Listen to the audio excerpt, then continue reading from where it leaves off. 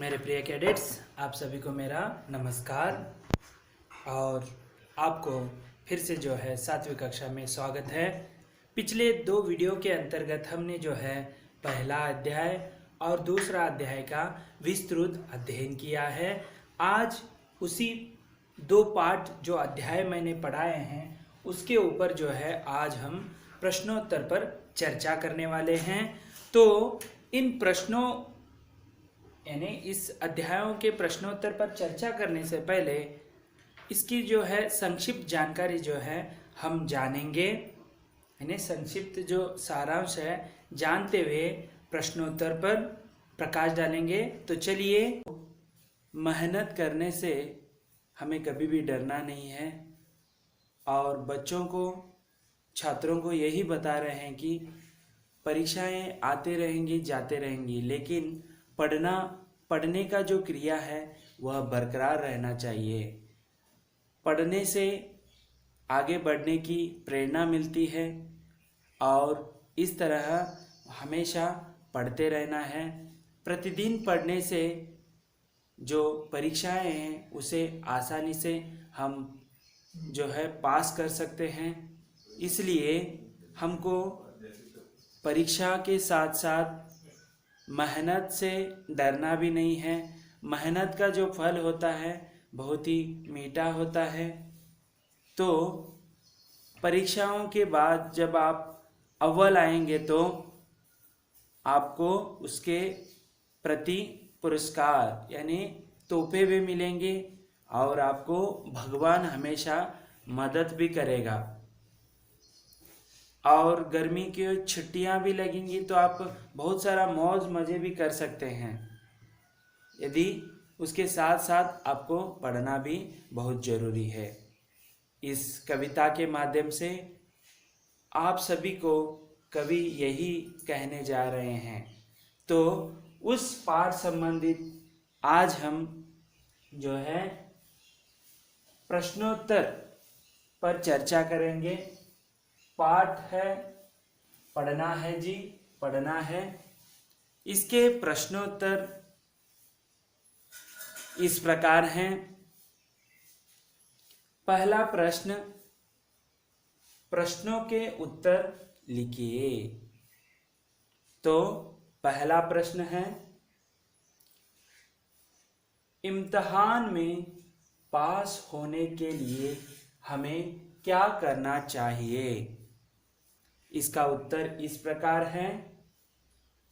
आपने पहला जब कविता पढ़ा तो आपको पता है पास होने के लिए हमें क्या क्या करना है। तो इसका उत्तर इस प्रकार है, इम्तिहान में पास होने के लिए हमें जमकर या स्थिर होकर पढ़ना चाहिए। यही कह रहे हैं कि हमें जमकर यानी दृढ़ता से स्थिर होकर पढ़ना है।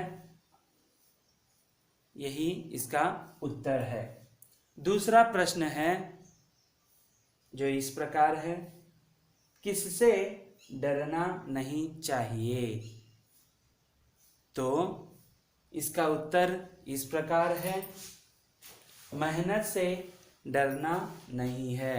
यानी यहाँ पर कवि आपको यही कह रहे हैं कि इस प्रश्न का उत्तर में ऐसे लिखना है, मेहनत से डरना नहीं है। मेहनत जो है आपको सफलता की ओर ले जाती है, इसलिए मेहनत से डरना नहीं है। तीसरा प्रश्न इस प्रकार है, मेहनत करने वालों की कौन मदद करते हैं?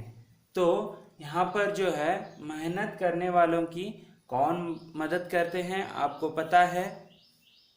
तो उत्तर इस प्रकार है, मेहनत करने वालों की सदा ही भगवान मदद करते हैं। तो मेहनत जो आपको करते रहना है, क्योंकि आपकी मदद कौन करता रहता है? स्वयं भगवान करते रहते हैं। इसीलिए मेहनत करने वालों की सदा ही भगवान मदद करते हैं। चौथा प्रश्न है, इनाम किनसे लेना है? जो इनाम जो है पुरस्कार किनसे लेना है? तो इसका उत्तर इस प्रकार है, इनाम पापा मम्मी से लेना है। तो पापा मम्मी यानी माता पिता से, यहाँ पर आपको पुरस्कार इनाम जो भी मिले, आपके परिश्रम का जो फल है वह पापा मम्मी से जो है इनाम आपको मिलेगा। तो पांचवा प्रश्न इस प्रकार है, प्रस्तुत कविता के कवि का नाम क्या है? प्रस्तुत कविता का जो कवि का नाम क्या है? तो उत्तर इस प्रकार है, प्रस्तुत कविता के कवि का नाम चंद्रपाल सिंह यादव मयंक है। मयंक जो इनका काव्य नाम कहा जाता है, जो हर किसी को नहीं दिया जाता, विरले लोगों को ही, कवियों को दिया जाता है। तो अगला प्रश्न इस प्रकार है, 2-3 वाक्यों में उत्तर लिखिए। तो पहला प्रश्न है, भगवान से तुम क्या प्रार्थना करोगे? भगवान से आप किस प्रकार प्रार्थना करेंगे, इसे यहाँ पर लिखना है। आप इसे अपने शब्दों में भी लिख सकते हैं, थोड़ा बहुत यहाँ पर जो है मैंने भी लिखा है, आप उसे लिख सकते हैं। पढ़ लिख कर ऊपर चढ़ने की प्रेरणा दे। पढ़ लिख कर यहाँ पर ऊपर चढ़ने की प्रेरणा देने की बात करते हैं। इम्तिहान की तैयारी करना, इम्तिहान की तैयारी करना है, परीक्षाओं की तैयारी करना, और मेहनत से डर ना लगे, ये सभी आप भगवान से प्रार्थना कर सकते हैं। मेहनत से डर ना लगे, मेहनत करने से हम मेहनत करने की और प्रेरणा मिले। जीवन पथ पर आगे बढ़ने की प्रेरणा देने की भगवान से प्रार्थना करेंगे। देखो, जीवन पथ यानी जीवन का जो रास्ता है उसके ओर आगे बढ़ने के लिए हमें जो है प्रेरणा देने की भगवान से हम प्रार्थना करना है। दूसरा प्रश्न इस प्रकार है, छुट्टी के दिन तुम क्या क्या करते हो? छुट्टी के दिन, जैसे वहाँ पर गर्मी की छुट्टी दिए हैं, आप भी छुट्टियों में क्या करते हैं? अपने अनुसार जो है आप प्रश्न का उत्तर लिख सकते हैं। थोड़ा बहुत मैं भी प्रयास किया है, चाहे तो आप जो है अपना खुद का उत्तर लिख सकते हैं। गर्मी की छुट्टी के समय बहुत मौज मजे करेंगे। तो आप गर्मी की छुट्टी में मौज मजे करने की बात कहते हैं। सारे परिवार के साथ पिक्चर देखेंगे। पिक्चर देखने का भी जो है यहाँ पर छुट्टी के दिनों में हो सकता है। और अन्य स्थल में जाकर पिकनिक मनाएंगे, जैसे दूसरे स्थलों पर जाकर पिकनिक जो है सारा परिवार मना सकता है। परिवार के साथ साथ ज़्यादा से ज़्यादा समय बिताएंगे। तो इस प्रकार जो है छुट्टियों के दिनों में जो इनके साथ साथ जो परिवार के साथ जो है ज़्यादा से ज़्यादा समय बिताएंगे। जो पढ़ाई करने के लिए जो अन्य गाँवों को जाते हैं, शहरों को जाते हैं, तो परिवार के साथ रहना नहीं हो सकता, इसीलिए ज़्यादा से ज़्यादा उनके साथ समय बिताएंगे। ये से आप उत्तर लिख सकते हैं। तो तीसरा है यहाँ पर, शब्दों का मिलान कीजिए। वहाँ पर आपने किताब में आप देख सकते हैं, इसे अलग अलग यहाँ पर जो है रखे हुए हैं, उनके सम्मुख उस प्रश्न का मिलान नहीं किया है, लेकिन यहाँ पर उत्तर मालाओं की चर्चा हो रही है। तो पहला है मेहनत। मेहनत यानी परिश्रम, समानार्थी शब्द जैसे यहाँ पर प्रतीत होता है। दूसरा है इनाम। इनाम यानी पुरस्कार। तीसरा है मदद यानी सहायता। चौथा है इम्तिहान यानी परीक्षा। पांचवा है पथ। पथ का अर्थ होता है मार्ग। इस प्रकार जो है हमने पढ़ना है जी, पढ़ना है, इस अध्याय का जो है प्रश्नोत्तर पर हमने समग्रता से उत्तर सहित उसका विवरण किया। उसी प्रकार जो है कक्षा 7वीं से अंतर्गत पाठ दूसरा है अध्यापक और विद्यार्थी। अध्यापक और विद्यार्थी यह एक संवाद है। आपने गत वीडियो में देखा है कि इस पाठ का अध्ययन करते समय यहाँ पर प्रश्नोत्तरी संवाद जो चलती है और उस समय जो है संवाद जो है पाठक यानी बोलने वाला और सुनने वाले के बीच चलने वाली एक महत्वपूर्ण कड़ी जो है। और इसमें जो है अध्यापक जो है विद्यार्थियों को कुछ सवाल पूछते हैं तो विद्यार्थी वहाँ पर जवाब देते हैं, जैसे कि तुम्हारी बहन राधा है, तुम्हारी बहन कौन है? तो वहाँ पर रमेश कहता है कि मेरी बहन राधा है और बड़े भाई सुहास हैं। और जो है अध्यापक का सभी प्रश्नोत्तरी होने के बाद रमेश भी पूछता है अध्यापक से कि आपका नाम क्या है? तो उनका नाम पवन कुमार है ऐसे कहते हैं। तो ये दोनों भी जो अध्यापक और जो रमेश के जो परिवार है दोनों ही विजयनगर में स्थित हैं। तो इस प्रकार बहुत ही सरलता से जो है संवाद आगे बढ़ता है।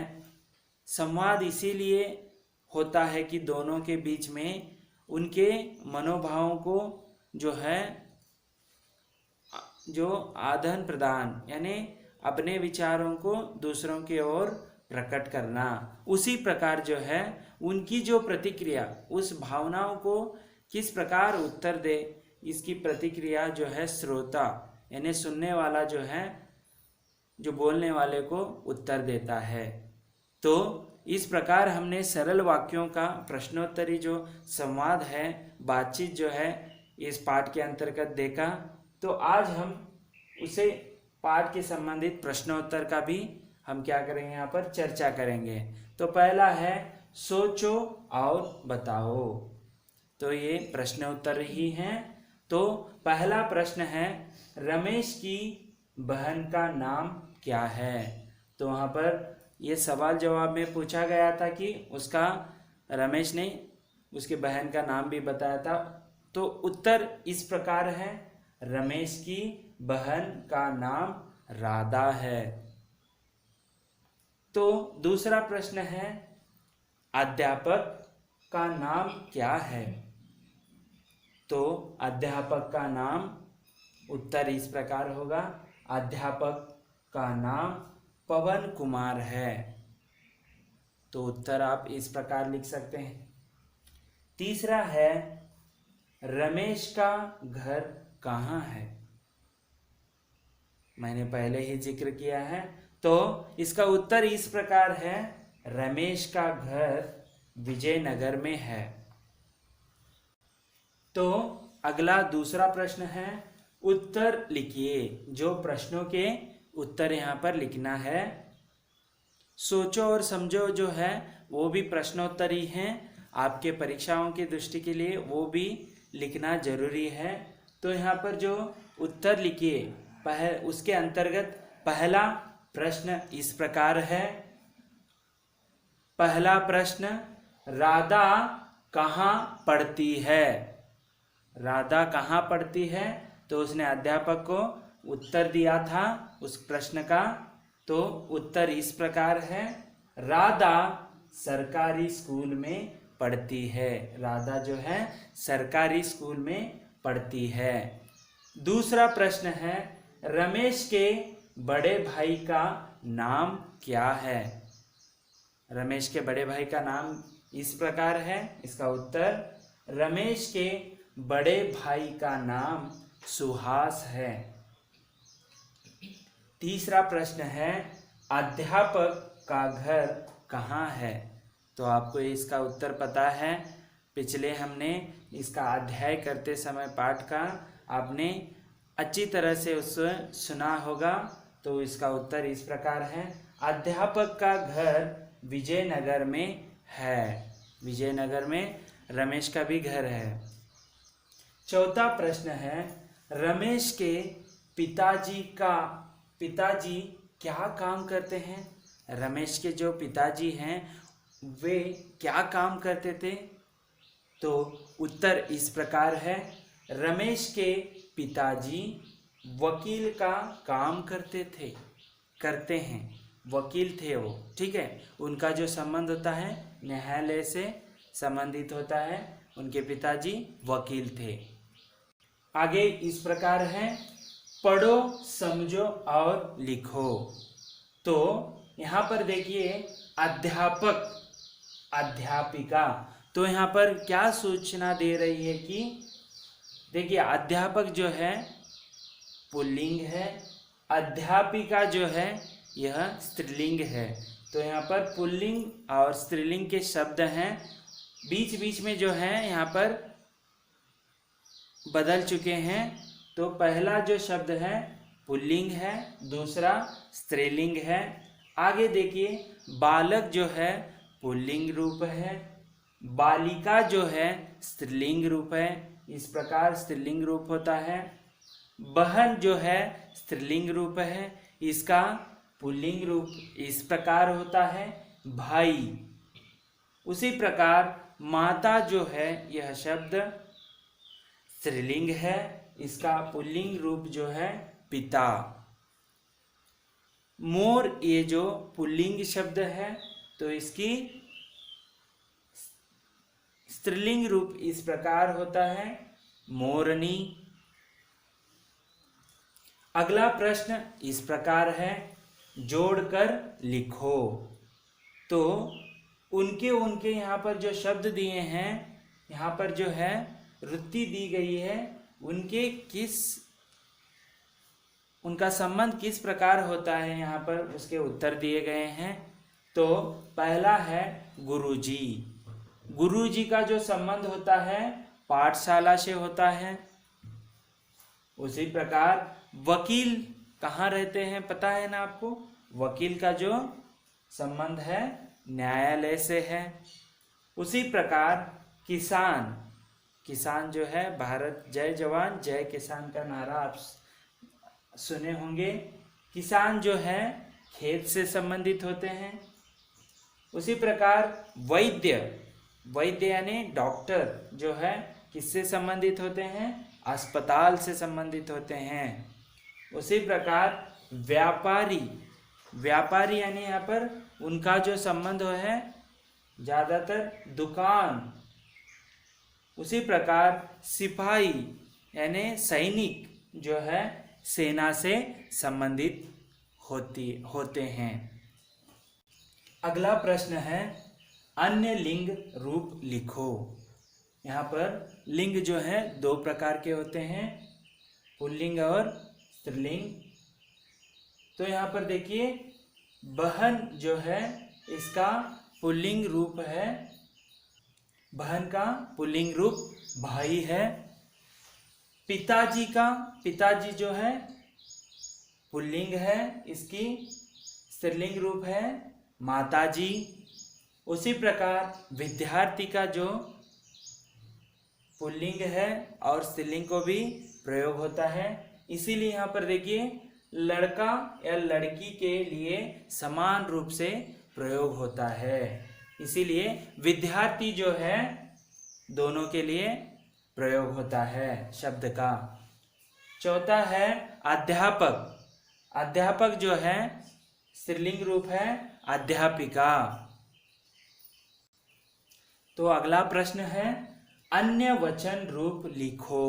यानी यहाँ पर वचन यानी वचन के भी जो हैं दो प्रकार हैं, एक वचन बहुवचन। तो इसके शब्द कुछ यहाँ पर देख सकते हैं, ये सभी एक वचन शब्द हैं, ये जो है बहुवचन है। तो घर का बहुवचन रूप है घरों। ठीक है। उसी प्रकार पत्रिका का जो है एक वचन रूप है और इसका बहुवचन रूप इस प्रकार है पत्रिकाएं। उसी प्रकार बच्चा जो है एक वचन का शब्द है तो इसका बहुवचन का शब्द इस प्रकार है बच्चे। चौथा है शहर। शहर का बहुवचन रूप शहरों होता है। अगला प्रश्न है विलोम शब्द लिखो, अपोजिट वर्ड्स। तो पहला है बड़ा, इसका विलोम शब्द है छोटा। दूसरा है अच्छा, इसका विलोम शब्द जो है बुरा। और तीसरा है सुख का विलोम शब्द होता है दुख। और धूर का विलोम शब्द होता है पास। इस प्रकार जो है आज हमने पढ़ना है जी, पढ़ना है, उसके प्रश्नोत्तर पर समग्र रूप से चर्चा किया। उसके साथ साथ दूसरा अध्याय अध्यापक और विद्यार्थी का भी जो है प्रश्नोत्तर सहित चर्चा जो हमने किया है। अगले वीडियो में फिर से मिलेंगे, तब तक के लिए धन्यवाद।